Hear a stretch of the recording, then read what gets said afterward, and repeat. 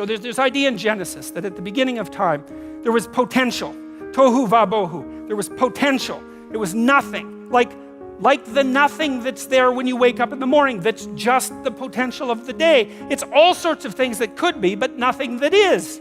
And then there's a structure that confronts it. Well, that's you. There you are, the structure that confronts potential.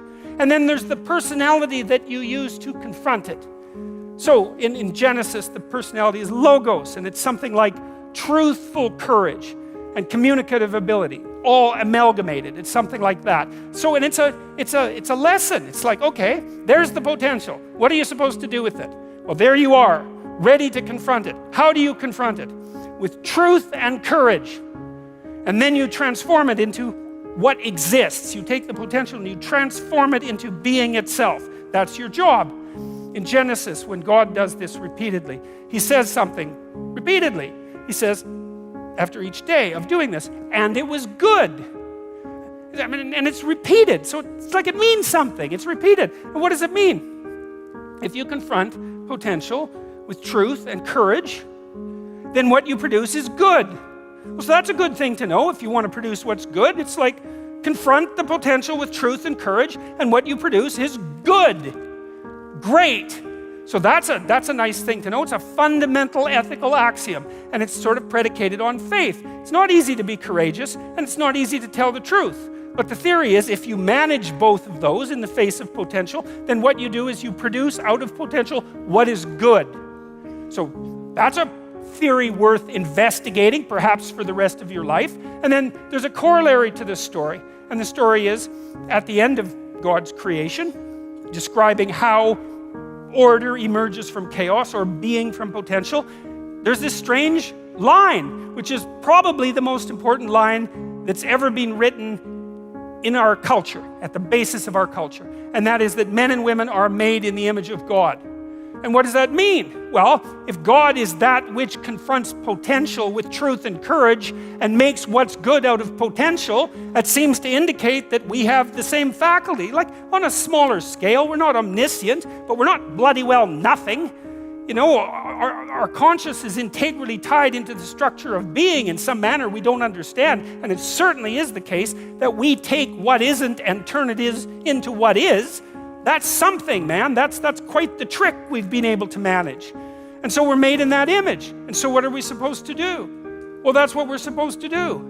We're supposed to type our letters and make our phrases and construct our sentences and build our paragraphs and put our chapters together and make our books and communicate to people and straighten out the damn culture and constrain the malevolence and ignorance that besets each of us and push nature back and extend ourselves out into the unknown and confront the potential that's there in illimitable quantities and make the world better than it could be otherwise.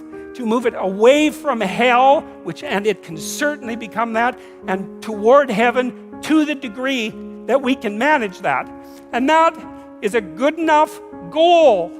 That's the thing. You need something, because your life is tough. It's hard. You need something you need something to get out of bed for and fight for. And that's something, right? To fight, let's say, against hell and for heaven. That's something to fight for. Especially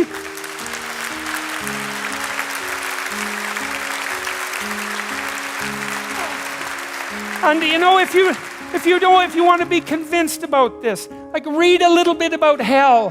Read the Gulag Archipelago, or read Ordinary Men, or read The Rape of Nanking, or read about what happened in Nazi Germany during Auschwitz and all the catastrophes of the 20th century, and see if you believe in hell, and see if you think, well, maybe not having that happen anymore would be a good idea. And then think about maybe that's something you could contribute to.